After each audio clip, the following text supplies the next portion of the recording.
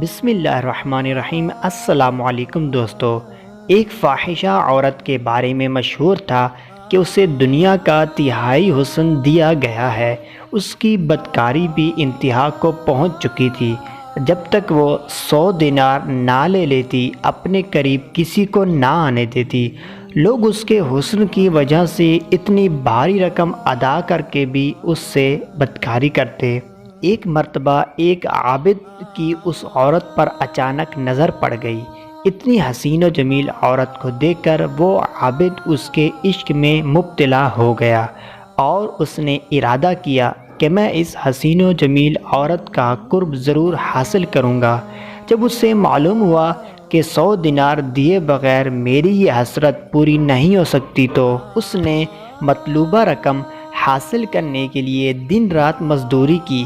کافی تگ و دو کے بعد جب 100 دینار جمع ہو گئے تو وہ اس بدکار عورت کے پاس پہنچا اور کہا، اے حسن و جمال کی پیکر، میں پہلی ہی نظر میں تیرا دیوانہ ہو گیا تھا۔ تیرا قرب حاصل کرنے کے لیے میں نے مزدوری کی اور اب 100 دینار لے کر تیرے پاس آیا ہوں۔ یہ سن کر اس فاحشہ عورت نے کہا، اندر آ جاؤ۔ جب وہ عابد کمرے میں داخل ہوا تو دیکھا کہ وہ حسین و جمیل عورت سونے کے تخت پر بیٹھی ہے۔ اس نے عابد سے کہا، میرے قریب آؤ اور اپنی دیرینہ خواہش پوری کر لو، میں حاضر ہوں، آؤ میرے قریب آؤ۔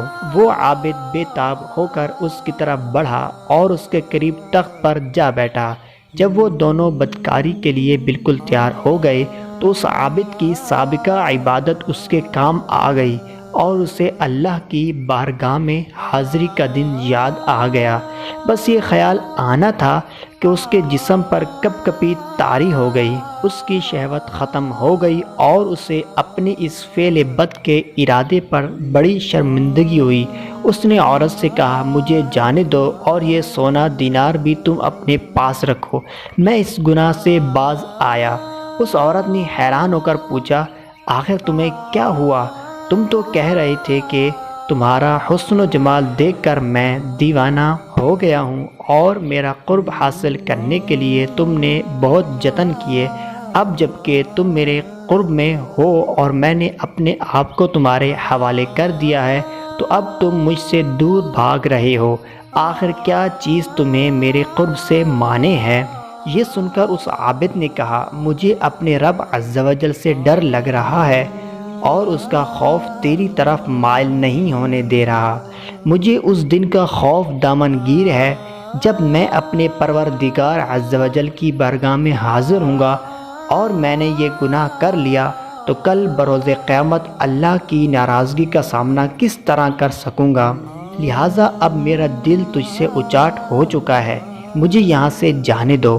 عابد کی یہ باتیں سن کر فاحشہ عورت بہت حیران ہوئی اور کہنے لگی، اگر تم اپنی اس گفتگو میں سچے ہو تو میں بھی پختہ ارادہ کرتی ہوں کہ تمہارے علاوہ کوئی اور میرا شوہر ہرگز نہیں بن سکتا، میں تم ہی سے شادی کروں گی۔ عابد کہنے لگا، تم مجھے چھوڑ دو، مجھے بہت گھبراہٹ ہو رہی ہے۔